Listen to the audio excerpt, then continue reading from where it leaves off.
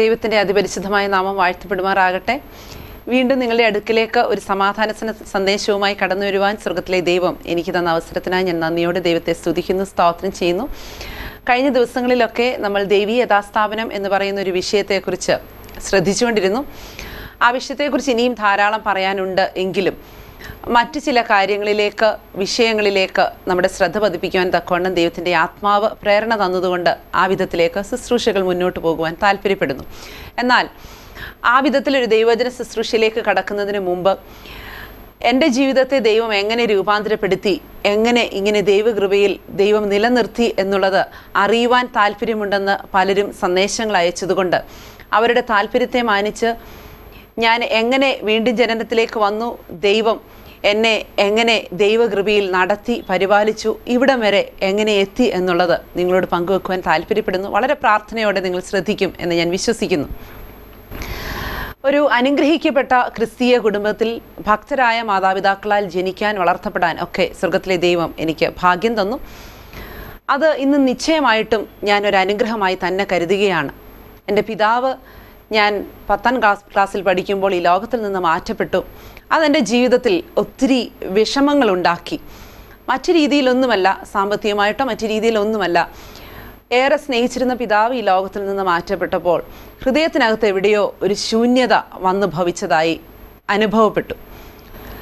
ഞാൻ ഉൾപ്പെട്ടു നിന്ന ആ സമൂഹത്തിൽ, ക്രിസ്തീയ സമൂഹത്തിൽ വളരെ ആക്റ്റീവായി ചർച്ചിൽ പോവുകയും സൺഡേ സ്കൂളിൽ പോവുകയും അവിടെയുള്ള എല്ലാ കാര്യങ്ങളിലും വളരെ ശ്രദ്ധയോടെ വളർന്നു വന്ന ഒരു സാഹചര്യമാണ് എനിക്കുണ്ടായിരുന്നത്. എൻ്റെ പിതാവ് വളരെ അധികം ആ കാര്യത്തിൽ ശ്രദ്ധിച്ചിരുന്നു.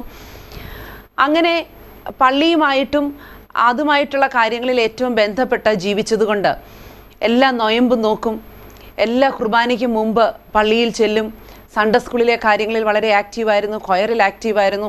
അങ്ങനെയൊക്കെ എല്ലാ കാര്യങ്ങളുമായിട്ട് അങ്ങനെ ബന്ധപ്പെട്ട് പോയിരുന്നത് കൊണ്ട് ഞാനൊരു പരിപൂർണതയുള്ള ഒരു ക്രിസ്ത്യാനിയാണ് എന്നൊരു ചിന്ത എൻ്റെ ഹൃദയത്തിനകത്ത് വേർ പിടിച്ചിരുന്നു. ഇനി അപ്പുറത്ത് ഒരു ക്രിസ്തീയ ജീവിതമില്ല. ഞാൻ എല്ലാ കാര്യങ്ങളും ചെയ്യുന്നുണ്ട്, ഞാൻ വചനം വായിക്കുന്നുണ്ട്, ഞാൻ പ്രാർത്ഥിക്കുന്നുണ്ട്, ഞാൻ പള്ളിയിൽ പോകുന്നുണ്ട്, പള്ളിയിലെ എല്ലാ കാര്യങ്ങളിലും ആക്റ്റീവാണ്. അതുകൊണ്ട് ഞാനൊരു പരിപൂർണതയുള്ള ഒരു ക്രിസ്ത്യാനിയാണ് എന്നുള്ളൊരു ചിന്തയിലാണ് ഞാൻ ജീവിച്ച് മുന്നോട്ട് വന്നത്. എന്നാൽ പെട്ടെന്നുള്ള പിതാവിൻ്റെ വിയോഗം ഞാൻ മുമ്പേ പറഞ്ഞതുപോലെ ഒരു വേദന, ഒരു ശൂന്യത ഹൃദയത്തിനകത്തുണ്ടാക്കി. വളരെ ഭക്തനായി ജീവിച്ച ആ മനുഷ്യനെ എന്തുകൊണ്ട് ദൈവം വേഗത്തിൽ അങ്ങനെ വിളിച്ചു, ഞങ്ങളുടെ ജീവിതത്തിൽ എന്തുകൊണ്ട് അങ്ങനെ ഒരു സാഹചര്യം വന്നു, ഒത്തിരി ചോദ്യങ്ങൾ ഞാൻ ദൈവത്തോട് ചോദിച്ചു. എന്തുകൊണ്ടെന്നുള്ള ഒത്തിരി കാര്യങ്ങൾ എൻ്റെ ജീവിതത്തിൽ ആരോടും പറയാതെ ഹൃദയത്തിനകത്ത് സൂക്ഷിച്ച ഒരു ടീനേജ് എനിക്കുണ്ടായിരുന്നു. എന്നാൽ വിദ്യാഭ്യാസത്തിനായിട്ട് ഞാൻ കോയമ്പത്തൂരിലേക്ക് കടന്നു പോകുവാൻ ദൈവം എനിക്കൊരു അവസരം തന്നു. അവിടെ ചെന്ന സമയത്ത് പല കുട്ടികളുമായിട്ട് ചേർന്ന് പ്രാർത്ഥിക്കുവാനായിട്ടൊക്കെയുള്ള ഒരു സാഹചര്യം ദൈവമൊരുക്കി. അങ്ങനെ ചേർന്ന് പ്രാർത്ഥിച്ചുകൊണ്ടിരിക്കുന്ന സമയത്ത് അവിടെ ചെന്നപ്പോഴാണ് വാസ്തവമായിട്ടും ദൈവത്തോട് വ്യക്തിപരമായി സംസാരിക്കുവാനായിട്ടുള്ളൊരു സ്വാതന്ത്ര്യം നമുക്കുണ്ട്, ആ വിധത്തിൽ നമുക്ക് പ്രാർത്ഥിക്കുവാനായിട്ട് കഴിയും എന്നുള്ളത് അവിടെ ചെല്ലുമ്പോഴാണ് എനിക്ക് ആദ്യമായിട്ട് മനസ്സിലായത്. അതിനു മുമ്പ് ഹൃദയത്തിലൊക്കെ പ്രാർത്ഥിച്ചിട്ടുണ്ട്, ആവശ്യങ്ങളൊക്കെ പറഞ്ഞിട്ടുണ്ട്, എല്ലാ കൗമയും ചൊല്ലി പ്രാർത്ഥിക്കും, എഴുതി വെച്ചതെല്ലാം വായിച്ച് പ്രഭാത പ്രാർത്ഥനയും സന്ധ്യാപ്രാർത്ഥനയും ഒന്നും മുടങ്ങാതെ ചെയ്യുന്ന ഒരു വ്യക്തിയായിരുന്നു ഞാൻ. ദൈവവചനം വായിക്കുമായിരുന്നു, എന്നാൽ അത് ധ്യാനിക്കുന്ന ഒരു പതിവൊന്നും എൻ്റെ ജീവിതത്തിൽ ഉണ്ടായിരുന്നില്ല. എന്നാൽ അവിടെ ചെന്നപ്പോൾ പല കുട്ടികളും വ്യക്തിപരമായി ദൈവത്തോട് ഒരപ്പനോട് സംസാരിക്കുന്നത് പോലെ, ഒരു കൂട്ടുകാരനോട് സംസാരിക്കുന്നത് പോലെയൊക്കെ സംസാരിച്ച് പ്രാർത്ഥിക്കുന്നത് കേൾക്കുവാൻ ഇടയാക്കി. അതെന്നെ വളരെയധികം ചിന്തിപ്പിച്ചു. അങ്ങനെ പ്രാർത്ഥിക്കുവാൻ കഴിയുന്ന, അങ്ങനെ സംസാരിക്കുവാൻ കഴിയുന്ന, അങ്ങനെ ദൈവത്തോട് പറ്റി നിൽക്കുവാൻ കഴിയുന്ന ഒരനുഭവമുണ്ടോ? ദൈവം എന്ന് പറയുന്നത് വളരെ ദൂരെ നമ്മളിൽ നിന്ന് നിൽക്കുന്ന വിശുദ്ധനായ ഒരു വ്യക്തിയാണല്ലോ. എങ്ങനെയാണ് ദൈവത്തോട് ഒരപ്പനോട് പറയുന്നത് പോലെ കാര്യങ്ങൾ പറയുവാൻ കഴിയുക? ഞാൻ ചിന്തിക്കുവാനായിട്ട് തുടങ്ങി. മാത്രമല്ല, അവരോട് കൂടി ഇരുന്ന് പ്രാർത്ഥിച്ചു തുടങ്ങിയപ്പോൾ അവർ ദൈവവചനം വായിക്കുക മാത്രമല്ല, ധ്യാനിക്കുന്നു, അതിനകത്തൂടെ ദൈവം അവരോട് സംസാരിക്കുന്നു. ഇതൊക്കെ എനിക്കൊരു പുതിയ അനുഭവമായിരുന്നു. ഇതൊക്കെ എന്നെ ചിന്തിപ്പിക്കുവാനായിട്ട് തുടങ്ങി. ഞാൻ പരിപൂർണതയുള്ളൊരു ക്രിസ്ത്യാനിയാണ് എന്ന് ചിന്തിച്ച് ജീവിക്കുമ്പോഴും ഈ വിധത്തിലുള്ളൊരു ബന്ധത്തിലേക്ക് ദൈവത്തിൻ്റെ അടുത്തിലേക്ക് ചെല്ലുവാൻ കഴിയുമെന്നുള്ളത് അവരുടെ ജീവിതത്തിൽ നിന്ന് എനിക്ക് മനസ്സിലാക്കുവാനായിട്ട് കഴിഞ്ഞു. ഞാനതിനെക്കുറിച്ച് ചിന്തിക്കുകയൊക്കെ ചെയ്യുമായിരുന്നുവെങ്കിലും 1991 സെപ്റ്റംബർ മാസം 1-ാം തീയതി അന്ന് എൻ്റെ ക്ലാസ്മേറ്റ് ആയിരുന്ന ഒരു വ്യക്തി, എൻ്റെ കൂടെ പഠിച്ചിരുന്ന റെനി എന്ന് പറയുന്ന ഒരു സഹോദരി എന്നോട് വന്ന് ഒരു യോഗത്തിന് പോകാനായിട്ട് എന്നെ ക്ഷണിച്ചു. ആ യോഗത്തിന് പോകുവാനായിട്ട് എനിക്ക് താല്പര്യമുണ്ടായിരുന്നില്ല. കാരണം ഞാൻ ഉൾപ്പെട്ടു നിന്ന ക്രിസ്തീയ സമൂഹത്തിൽ നിന്നും തികച്ചും വ്യത്യസ്തമായ വിശ്വാസങ്ങളുള്ള ഒരു കൂട്ടമായിരുന്നതുകൊണ്ട് അവിടേക്ക് പോകുവാൻ എനിക്ക് വലിയ താല്പര്യം തോന്നിയില്ല. കാരണം ഞാനൊരു നല്ല ക്രിസ്തീയ വിഭാഗത്തിലാണ് നിൽക്കുന്നത്. ഇനി അതിനപ്പുറത്ത് മറ്റൊരു കൂട്ടത്തിലേക്ക് പോയി അവരുടെ പ്രാർത്ഥനകളിലൊന്നും പങ്കെടുക്കേണ്ടതിന് ആവശ്യമുണ്ടെന്ന് എനിക്ക് തോന്നിയില്ല. എന്നാൽ വീണ്ടും ആ സഹോദരി വന്ന് എന്നെ വിളിച്ചിട്ട് ഇങ്ങനെ പറഞ്ഞു, നമ്മുടെ പ്രിൻസിപ്പൽ നമുക്ക് ഇന്ന് രാത്രിയിൽ 8:30 വരെ പുറത്തു പോകുവാനുള്ള ആ പെർമിഷൻ നമുക്ക് തന്നിട്ടുണ്ട്. അപ്പോൾ അതുകൊണ്ട് നമുക്ക് ഒന്ന് ഞങ്ങളുടെ കൂട്ടത്തിൽ പ്രേയറിന് വരുമോ എന്ന് ചോദിച്ചു. അതൊരു വലിയ കൺവെൻഷനാണ് നടക്കുന്നതെന്ന് പറഞ്ഞു. എന്നാൽ എൻ്റെ മനസ്സിൽ ഇങ്ങനെ ഒരു കുസൃതി ചിന്ത കടന്നുപോയി. ഞാൻ വിചാരിച്ചു, ഞാൻ ഈ 4-4.5 വർഷം കോയമ്പത്തൂരിൽ പഠിച്ചാലും ഒരിക്കലും കോയമ്പത്തൂരിൽ രാത്രിയിൽ ആ പട്ടണം എങ്ങനെ ഇരിക്കുന്നു എന്ന് കാണാൻ എനിക്കൊരിക്കലും കഴിയത്തില്ല. അതിനുള്ളൊരു അവസരം എനിക്ക് കിട്ടത്തില്ല. ഈ ഹോസ്റ്റലിൽ നിന്ന് എനിക്ക് അങ്ങനെ പുറത്തിറങ്ങുവാനായിട്ട് കഴിയത്തില്ല. ഇതൊരു നല്ല അവസരമാണെന്ന് കരുതി ഞാൻ അവരുടെ കൂടെ പോയി. വാസ്തവമായിട്ടും ആ യോഗത്തിൽ പങ്കെടുക്കുവാനോ അവിടെ നിന്ന് എന്തെങ്കിലും അനുഗ്രഹം പ്രാപിക്കുവാനോ അല്ലെങ്കിൽ അവിടെയുള്ള ദൈവവചനം കേൾക്കുവാനോ ഒന്നുമല്ല ഞാൻ പോയത്. ഞാൻ പോയത് പട്ടണം കാണുവാനാണ്. രാത്രിയിൽ കോയമ്പത്തൂർ സിറ്റി എങ്ങനെ ഇരിക്കുമെന്ന് കാണാൻ പോയതാണ്. ഞാൻ അവരുടെ കൂടെ പോയി.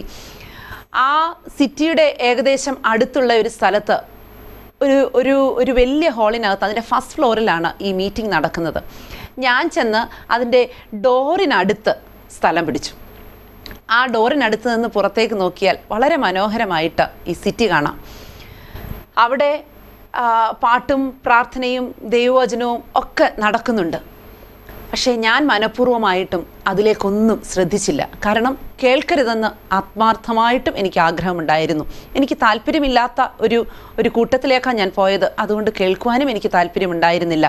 മനഃപൂർവ്വം ഞാൻ അതിലേക്ക് ശ്രദ്ധ കൊടുക്കാതെ തിരിച്ച് ഈ സിറ്റിയെ നോക്കി ആ ഡോറിനിടയിൽ കൂടെ പുറത്തെ പല കാര്യങ്ങളും ശ്രദ്ധിച്ച് ഞാൻ അങ്ങനെ ഇരുന്നു. എന്നാൽ കുറച്ച് കഴിഞ്ഞ് അവിടെ മെസ്സേജ് പറഞ്ഞു കഴിഞ്ഞു. ഇന്നും നിങ്ങൾ എന്നോട് അന്ന് രാത്രിയിൽ പറഞ്ഞ ദൈവവചനം എന്തായിരുന്നു എന്ന് ചോദിച്ചാൽ എനിക്ക് പറയാൻ അറിയില്ല. കാരണം മനഃപൂർവ്വമായും ഞാൻ ആ ദൈവവചനം ശ്രദ്ധിച്ചില്ല. എന്നാൽ എന്തോ ഒരു ദൈവ സാന്നിധ്യം, എന്തോ ഒരു സമാധാനം അവിടെ ഉള്ളതായിട്ട് എനിക്ക് അനുഭവപ്പെട്ടു.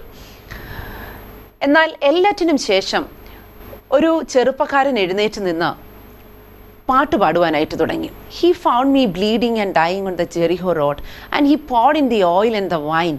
ഈ പാട്ടിൻ്റെ ചരണങ്ങൾ പാടി കേട്ടപ്പോൾ നല്ല ശമരിയാക്കാരൻ്റെ ഉപമയോട് ചേർന്ന് വരുന്ന ഈ പാട്ട് ഒത്തിരി പ്രാവശ്യം ഞാൻ ഉപമ വായിച്ചിട്ടുണ്ട്. അതിനകത്തുനിന്ന് പല മെസ്സേജുകളും കേട്ടിട്ടുണ്ട്. ആ ഉപമ വളരെ ഭംഗിയായി കാണാതെ പറയുവാൻ എനിക്ക് കഴിയും. സൺഡേ സ്കൂൾ കാലം മുതൽ വായിക്കുകയും കേൾക്കുകയും ചെയ്തിട്ടുള്ള ഒരു കാര്യമാണ്.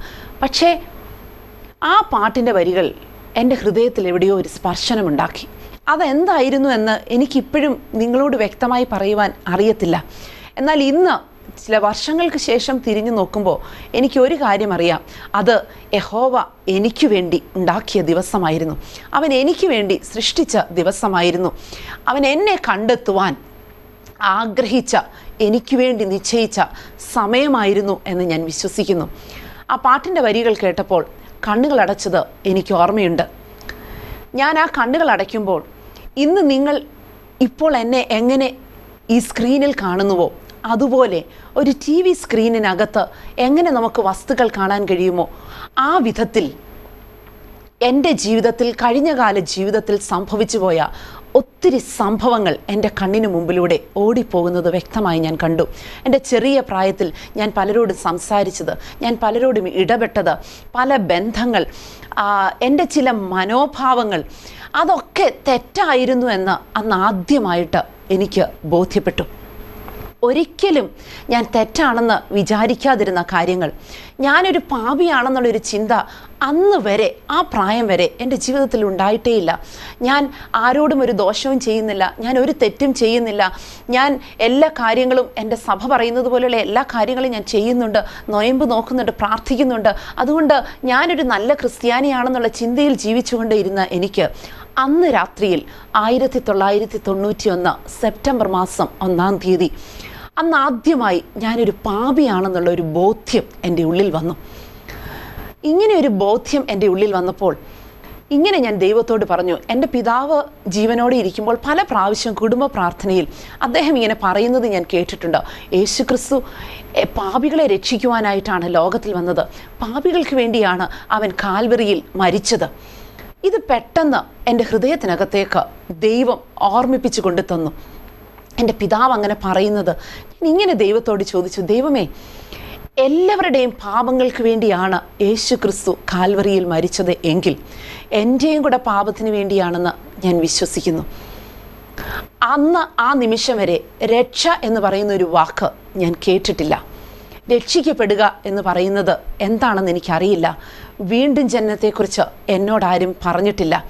പറയാൻ ശ്രമിക്കാഞ്ഞിട്ടല്ല, പലരും പറയാൻ ശ്രമിച്ചിട്ട് മുറിവാക്യങ്ങൾ പറഞ്ഞ് അവരോട് വാദിച്ച് അവരെ തോൽപ്പിച്ച ഒരു വ്യക്തിയാണ് ഞാൻ. പലതിനോടും എതിർത്ത് നിന്ന ഒരാളാണ് ഞാൻ. ഒരിക്കലും ഒരു വ്യക്തി പോലും സുവിശേഷം പറഞ്ഞ് പൂർത്തീകരിക്കുവാൻ ഞാനൊരവസരം കൊടുത്തിട്ടില്ല. ഇത് പറഞ്ഞുകൊണ്ടിരിക്കുമ്പോൾ എൻ്റെ ഓർമ്മയിലേക്ക് വരുന്ന മറ്റൊരു സംഭവമുണ്ട്. ഞാനൊരിക്കൽ ഡൽഹിയിൽ നിന്ന് യാത്ര ചെയ്ത് നാട്ടിലേക്ക് വരുമ്പോൾ ഒരു പ്രായം ചെന്ന ഒരു പിതാവ് ആ 2-2.5 ദിവസം ആ ട്രെയിനിനകത്തിരുന്ന് എന്നോട് സുവിശേഷം പറയുവാനായി ശ്രമിച്ചു. പല കാര്യങ്ങൾ അദ്ദേഹം പറഞ്ഞപ്പോൾ അത്രയും പ്രായമുണ്ടായിട്ടും ഞാൻ ചില മുട്ടാതർക്കങ്ങളൊക്കെ പറഞ്ഞ്, ഞാൻ ചില വാദങ്ങളൊക്കെ ഉന്നയിച്ച്, ചില വാക്യത്തിൻ്റെ ചില ഭാഗങ്ങളൊക്കെ പറഞ്ഞ് എനിക്കറിയാവുന്നതുപോലെ വാദിച്ചു നിന്നു. എന്നാൽ ഞാൻ ആ ട്രെയിനിൽ നിന്ന് ഇറങ്ങുന്നതിന് മുമ്പ് ചെങ്ങന്നൂർ റെയിൽവേ സ്റ്റേഷനിൽ വന്ന് ഇറങ്ങുന്ന ആ സമയത്ത് ആ പിതാവ് എൻ്റെ കരങ്ങൾ ചേർത്ത് പിടിച്ചിട്ട് എന്നോട് ഇങ്ങനെ പറഞ്ഞു, കുഞ്ഞെ, ഈ 2.5 ദിവസമായി യേശു ക്രിസ്തുവിനെ കുറിച്ച് നിന്നോട് പറയുവാൻ ഞാൻ ആഗ്രഹിച്ചു. യേശു ക്രിസ്തു നമുക്ക് വേണ്ടി എന്താ ചെയ്തതെന്ന് നിന്നോട് ഒന്ന് പറയണമെന്ന് എനിക്ക് ആഗ്രഹമുണ്ടായിരുന്നു. നീ എനിക്ക് അവസരം തന്നില്ല. എന്നാൽ ഞാൻ ഇന്നു മുതൽ നിനക്ക് വേണ്ടി പ്രാർത്ഥിക്കും. നീ നിത്യതയിൽ നിന്നെ എനിക്ക് കണ്ടുമുട്ടണം, അത് സംഭവിക്കും എന്ന് ഞാൻ വിശ്വസിക്കുന്നു എന്ന് പറഞ്ഞു. അദ്ദേഹം അന്ന് പറഞ്ഞത് ഒന്നും എനിക്ക് മനസ്സിലായില്ല. അദ്ദേഹത്തിൻ്റെ കണ്ണുകൾ നിറയുന്നത് എനിക്കറിയാമായിരുന്നു. ഞാൻ ഓർത്തു, ഇത്രയും പ്രായമുള്ള ഒരു മനുഷ്യൻ എന്തിനാ ഇത്രയും വേദനയോടെ എന്നോടിത് സംസാരിക്കുന്നത്? ഞാൻ പക്ഷേ അത് വിട്ടുകളഞ്ഞു. എന്നാൽ ഞാൻ ഇന്നൊന്ന് പറയാം, അദ്ദേഹത്തെ പിന്നീട് ഞാൻ ഒരിക്കലും കണ്ടിട്ടില്ല. എന്നാൽ അദ്ദേഹം എനിക്ക് വേണ്ടി പ്രാർത്ഥിച്ചു കാണും. അദ്ദേഹം മാത്രമല്ല, ഒത്തിരി പേർ എനിക്ക് വേണ്ടി പ്രാർത്ഥിച്ചു. എൻ്റെ കൂടെ പ്രാർത്ഥിച്ചുകൊണ്ടിരുന്ന എൻ്റെ ഹോസ്റ്റലിൽ എന്നോടൊപ്പം ഉണ്ടായിരുന്ന പലരും ടെറസിൻ്റെ മുകളിലൊക്കെ പോയി എനിക്ക് വേണ്ടി നിരന്തരമായി പ്രാർത്ഥിച്ചുകൊണ്ടിരുന്നു എന്ന് പിന്നീട് അറിയുവാനായിട്ട് കഴിഞ്ഞു. അനേകരുടെ പ്രാർത്ഥന എന്നെ ഈ ഒരു സാഹചര്യത്തിലേക്ക് നയിച്ചു എന്ന് ഞാൻ വിശ്വസിക്കുന്നു. എന്നാൽ ഇതിൻ്റെ നടുവിൽ ഈ സന്ദേശം കേട്ടുകൊണ്ടിരിക്കുന്ന, ഈ സാക്ഷ്യം കേട്ടുകൊണ്ടിരിക്കുന്ന നിങ്ങളോട്, നിങ്ങൾക്ക് സന്തോഷം തരുവാൻ ഞാൻ ഒരു കാര്യം പറഞ്ഞോട്ടെ. നിങ്ങൾ ആർക്കെങ്കിലും വേണ്ടി വേദനയോടെ പ്രാർത്ഥിക്കുന്നുണ്ടോ? ആരുടെയെങ്കിലും പേരെഴുതി വെച്ച് പ്രാർത്ഥിക്കുന്നുണ്ടോ? നിരന്തരമായി നിങ്ങൾ ഒരു വ്യക്തിക്ക് വേണ്ടി ജാഗരിക്കുന്നുണ്ടോ? ഇവിടെ വെച്ച് ആ വ്യക്തി രക്ഷിക്കപ്പെടുന്നത് നിങ്ങൾ കണ്ടില്ലെങ്കിലും നിത്യതയിൽ ആ വ്യക്തിയെ നിങ്ങൾ കണ്ടുമുട്ടിയിരിക്കും. നിങ്ങളുടെ പ്രാർത്ഥന വൃഥാവല്ല, നിങ്ങൾ ജാഗരിക്കുന്നത് വൃഥാവല്ല. നിശ്ചയമായിട്ടും ആ വ്യക്തിയുടെ ആത്മാവ് നിത്യതയിലെത്തും. ഞാൻ വിശ്വസിക്കുന്നു ആ പ്രിയ പിതാവിനെ ഞാൻ നിത്യതയിൽ കണ്ടുമുട്ടും. ആ മനുഷ്യൻ അന്നുണ്ടാകുന്ന സന്തോഷം എത്ര വലുതായിരിക്കുമെന്ന് ഞാൻ പലവട്ടം ചിന്തിച്ചിട്ടുണ്ട്. എനിക്ക് വേണ്ടി പ്രാർത്ഥിച്ച എല്ലാവർക്കായും ഞാൻ മനഃപൂർവ്വമായി ദൈവത്തിന് സ്തോത്രം ചെയ്യുന്നു. എനിക്ക് വേണ്ടി പ്രാർത്ഥിച്ച പലരെയും ലോകം അറിയത്തില്ല. പക്ഷേ എങ്കിൽ ഹല്ലേലൂയ, സ്വർഗത്തിലെ ദൈവം എന്നിലൂടെ നേടുന്ന ആത്മാക്കളുടെ പ്രതിഫലം അവർക്കും കൊടുക്കും എന്ന് ഞാൻ നിശ്ചയമായിട്ട് വിശ്വസിക്കുന്നു. എന്നെ ആ യോഗത്തിന് വിളിച്ചുകൊണ്ട് പോയ ഹല്ലേലൂയ റെനി എന്ന് പറയുന്ന സഹോദരിക്ക് നിശ്ചയമായിട്ടും പ്രതിഫലമുണ്ട്. ഞാൻ മനഃപൂർവ്വമായി അവളെ ഓർത്ത് ഞാൻ ദൈവത്തിന് സ്തോത്രം ചെയ്യുന്നു. അങ്ങനെ ഞാൻ ഇങ്ങനെ യേശു ക്രിസ്തു കാൽവരിയിൽ എനിക്ക് വേണ്ടി മരിച്ചു എന്ന് വിശ്വസിച്ച ആ സമയത്ത് ഞാനിങ്ങനെ ദൈവത്തോട്, ദൈവമേ, എൻ്റെയും കൂടെ പാപങ്ങൾക്ക് വേണ്ടിയാണ് നീ മരിച്ചതെന്ന് ഞാൻ വിശ്വസിക്കുന്നു. എനിക്ക് ഇങ്ങനെയൊരു പാപിയായിട്ട് തുടരുവാൻ താല്പര്യമില്ല. എനിക്ക് മുന്നോട്ട് പോകുവാനായിട്ട് ആഗ്രഹമുണ്ട്. എനിക്കൊരു പാപി അല്ലാതെ ജീവിക്കുവാനായിട്ട് താല്പര്യമുണ്ട്. അതുകൊണ്ട് അങ്ങനെ സഹായിക്കുമോ? ഇത് പ്രാർത്ഥിച്ച നിമിഷത്തിൽ എന്താ എനിക്ക് സംഭവിച്ചതെന്ന് എൻ്റെ വാക്കുകൾ കൊണ്ട് നിങ്ങളോട് എനിക്ക് വിവരിക്കാൻ കഴിയത്തില്ല. എൻ്റെ ഹൃദയത്തിനകത്ത് ഒരു വല്ലാത്ത സന്തോഷം. ഞാനൊന്ന് പറയട്ടെ, നീണ്ട 10-25 വർഷങ്ങൾക്ക് ശേഷം ആ സന്തോഷം ഇന്നും എൻ്റെ ജീവിതത്തിലുണ്ട്. അതിന്നും എൻ്റെ അകത്ത് വളർന്നുകൊണ്ടിരിക്കുകയാണ്. അത് നഷ്ടപ്പെട്ടു പോയില്ല. അത് സ്വർഗം തന്ന സന്തോഷമായിരുന്നത് കൊണ്ടാണ് അതിന്ന് നിലനിൽക്കുന്നത്. ഒരു വലിയ സമാധാനം എൻ്റെ ഉള്ളിലേക്ക് ഡിസെൻഡ് ചെയ്യുന്നത് എനിക്ക് അനുഭവിക്കാൻ കഴിഞ്ഞു. ആ സമാധാനം ഇന്നും എൻ്റെ ഉള്ളിലുണ്ട്. അതുകൊണ്ടാണ് ആ സമാധാനത്തിൻ്റെ സന്ദേശവുമായിട്ട് നിങ്ങളുടെ അടുക്കിലേക്ക് ഞങ്ങൾക്ക് കുടുംബമായി കടന്നു വരുവാൻ പലവട്ടം ദൈവം അവസരം തന്നത്. ഞാനൊന്ന് പറയട്ടെ, അതിനുശേഷം ഞാൻ കണ്ണു തുറന്നു നോക്കുമ്പോൾ ഞാൻ ഇട്ടിരുന്ന വസ്ത്രത്തിൻ്റെ മുൻവശം മുഴുവൻ നനഞ്ഞിരിപ്പുണ്ട്. ഞാൻ പരസ്യമായി കരയാത്തൊരു വ്യക്തിയാണ്. എൻ്റെ പിതാവ് മരിച്ചപ്പോൾ പോലും കരയുവാൻ ഒത്തിരി ആ സമയത്ത് ഞാൻ പൊട്ടിക്കരഞ്ഞുവെങ്കിലും പിന്നീട് വേദനയൊക്കെ ഒത്തിരി ഉള്ളിൽ ഒതുക്കിയ ഒരു വ്യക്തിയാണ് ഞാൻ. ആരുടെയും മുമ്പിൽ കരയത്തില്ല, അങ്ങനെ ഒരു വാശി എനിക്കുണ്ട്. ആരുടെയും മുമ്പിൽ മുഖം വാടി കാണിക്കത്തില്ല, എൻ്റെ സങ്കടങ്ങൾ ഞാൻ ആരോടും പറയത്തില്ല. അങ്ങനെയൊക്കെയുള്ള ഒരു ദുരഭിമാനമൊക്കെ എൻ്റെ ഉള്ളിലുണ്ടായിരുന്നു. ആ വ്യക്തി ഇത്രയും പബ്ലിക്കായിട്ട് എങ്ങനെ കരഞ്ഞു, ഞാൻ എന്തിനു വേണ്ടി കരഞ്ഞു എന്നൊന്നും എനിക്ക് മനസ്സിലായില്ല. എന്നാൽ ഇന്ന് എനിക്ക് ഇവിടെ ഇരിക്കുമ്പോൾ നിങ്ങളോട് പറയാൻ കഴിയും, പാപബോധം അത്ര ആഴത്തിൽ ദൈവം തന്നതുകൊണ്ടാണ്. പാപിയാണെന്നുള്ള ബോധ്യം ആഴത്തിലേക്ക് വന്നപ്പോൾ, അത് വ്യക്തമായി മനസ്സിലാക്കിയപ്പോൾ തമ്പുരാൻ്റെ മുമ്പിൽ ഹല്ലേലൂയ അത് കണ്ണുനീരിലൂടെ അലിഞ്ഞു പോവുകയായിരുന്നു എന്ന് ഞാൻ വിശ്വസിക്കുകയാണ്. ആ കരയുവാനുള്ള ഭാഗ്യം സ്വർഗത്തിലെ ദൈവം എനിക്ക് തന്നതാ. ഞാൻ വിശ്വസിക്കുന്നു. അല്ലെങ്കിൽ അന്ന് കണ്ണുനീര് സ്വർഗം തന്നതാ. ഇന്നും ആ കണ്ണുനീർ തോർന്നിട്ടില്ല. എന്തിനു വേണ്ടിയാണെന്നറിയാമോ? ആ കണ്ണുനീർ ആത്മാക്കളെക്കുറിച്ചുള്ള ഒരു ഭാരം അന്ന് കർത്താവിൻ്റെ ഉള്ളിലിട്ടു. അതിന്നും നിലനിൽക്കുന്നു. അതുകൊണ്ടാണ് ഇന്ന് ഈ സാക്ഷി ഞാൻ നിങ്ങളോട് പറയുന്നത്. ആ ഒരു അവസ്ഥയ്ക്ക് ശേഷം ഞാൻ മടങ്ങി ഹോസ്റ്റലിലേക്ക് വരുമ്പോൾ ഞാൻ തികച്ചും വ്യത്യസ്തമായൊരു വ്യക്തിയായിരുന്നു. ആ ദിവസം എൻ്റെ ജീവിതത്തിൽ എനിക്ക് മറക്കാൻ കഴിയത്തില്ല. എൻ്റെ രട്ടഴിച്ച് എന്നെ സന്തോഷമെടുപ്പിച്ച ദിവസം, എൻ്റെ വിലാപം നൃത്തമാക്കിയ ദിവസം, എന്നെ അന്ധകാരത്തിൽ നിന്ന് അത്ഭുത പ്രകാശത്തിലേക്ക് കൊണ്ടുവന്ന ദിവസം, എന്നെ ഇരുട്ടിൻ്റെ അധികാരത്തിൽ നിന്ന് വിടുവിച്ച് തൻ്റെ സ്നേഹസ്വരൂപനായ പുത്രൻ്റെ രാജ്യത്തിൽ സ്വർഗമാക്കി വെച്ച ദിവസം, എൻ്റെ സിറ്റിസൺഷിപ്പ് മാറിയ ദിവസം, എൻ്റെ പേര് ജീവൻ്റെ പുസ്തകത്തിൽ എഴുതി ചേർത്ത ദിവസം, പാപികളുടെ പട്ടികയിൽ നിന്ന് എൻ്റെ പേര് വെട്ടിമാറ്റിയ ദിവസം, സാത്താൻ്റെ രാജ്യത്തിൽ നിന്ന് അല്ലെങ്കിൽ ഞാൻ പുറത്തു വന്ന ദിവസം, സ്വർഗരാജ്യത്തിലേക്ക് എനിക്ക് പ്രവേശനം ലഭിച്ച ദിവസം. അങ്ങനെ ഒരു ദിവസം നിങ്ങളുടെ ജീവിതത്തിലുണ്ടോ? ഇല്ലെന്നുണ്ടെങ്കിൽ അത് സംഭവിക്കണം. അങ്ങനെ ഒരു ദിവസം നിങ്ങളുടെ ജീവിതത്തിൽ ഉണ്ടാകണം. ആ കൊച്ചു പ്രായത്തിൽ ഒരു ടീനേജറായി എൻ്റെ ദൈവം എന്നെ കണ്ടെത്തി. അങ്ങനെ കണ്ടെത്തുവാൻ സ്വർഗത്തിലെ ദൈവത്തിന് ഒരു മനസ്സലിവുണ്ടായി. ഞാൻ അതിനായി മനഃപൂർവ്വമായി ദൈവത്തിന് സ്തോത്രം ചെയ്യുന്നു.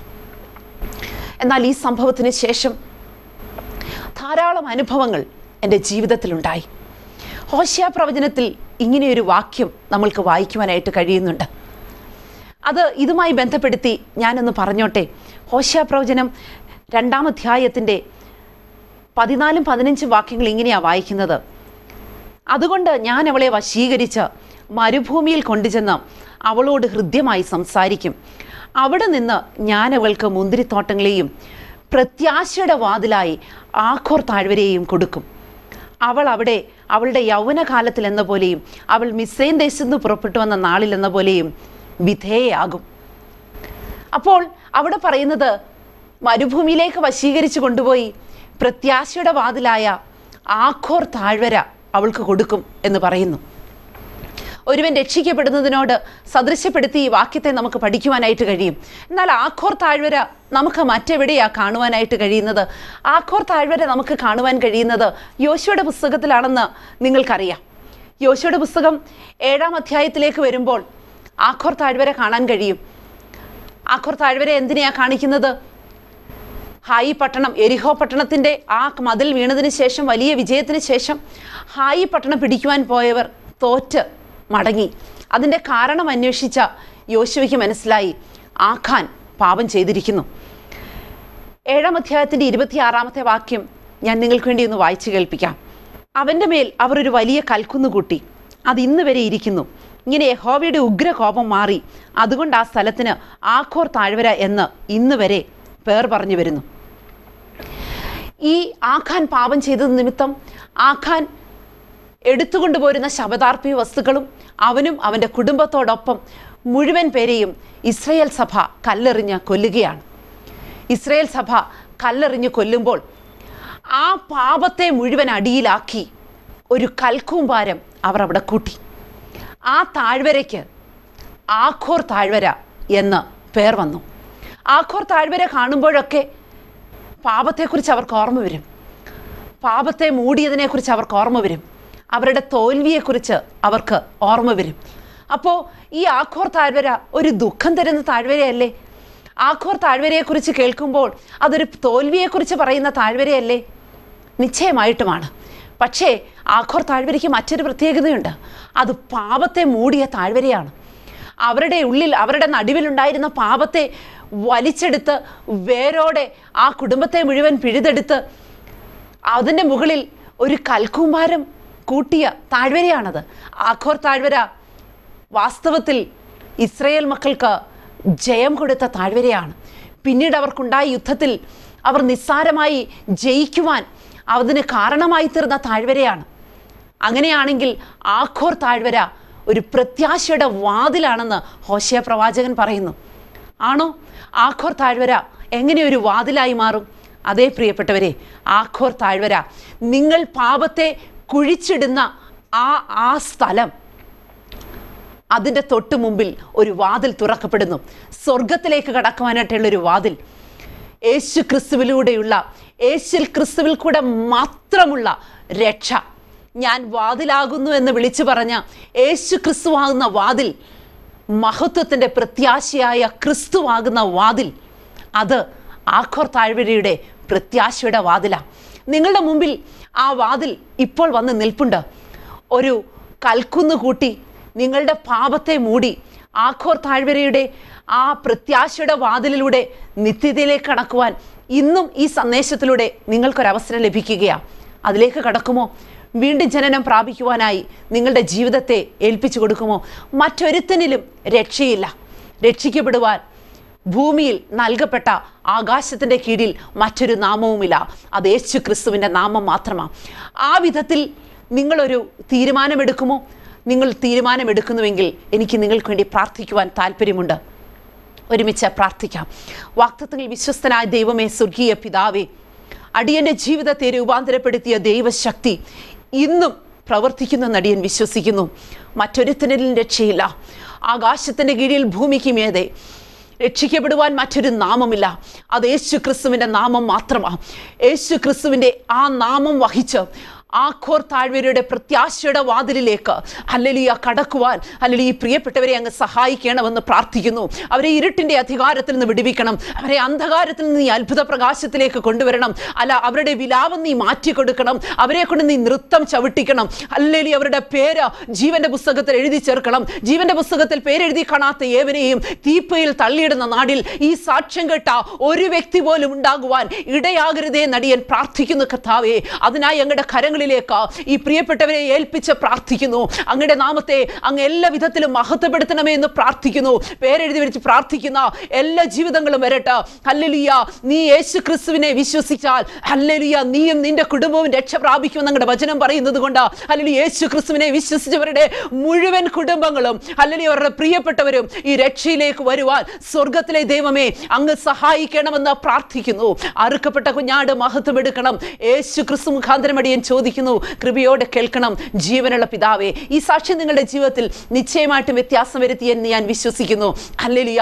അങ്ങനെയാണെന്നുണ്ടെങ്കിൽ അനേക പ്രിയപ്പെട്ടവർക്ക് വേണ്ടി നമുക്ക് തുടർന്നും പ്രാർത്ഥിക്കാം. ഈ അനുഭവത്തിലേക്ക് നിങ്ങൾ വന്നുവെങ്കിൽ നിങ്ങളുടെ പേര് ജീവന്റെ പുസ്തകത്തിലേക്ക് എഴുതി ചേർക്കപ്പെട്ടിരിക്കുന്നു. യേശു ക്രിസ്തുവിനെ ഹല്ലേലൂയ ഹൃദയം കൊണ്ട് വിശ്വസിക്കുകയും നീതിക്കായി വായ് കൊണ്ട് ഏറ്റുപറയുകയും ചെയ്യുന്നുവെങ്കിൽ നീ രക്ഷിക്കപ്പെട്ടിരിക്കുന്നു. അങ്ങനെയാണെങ്കിൽ ഏറ്റവും അടുത്ത സമയത്ത് യേശുവിൻ്റെ കർത്താവാണ്, യേശുവിൻ്റെ രക്ഷകനാണെന്ന് ഏറ്റുപറയുമോ? സ്വർഗം നിങ്ങളെ അതിനായി സഹായിക്കട്ടെ.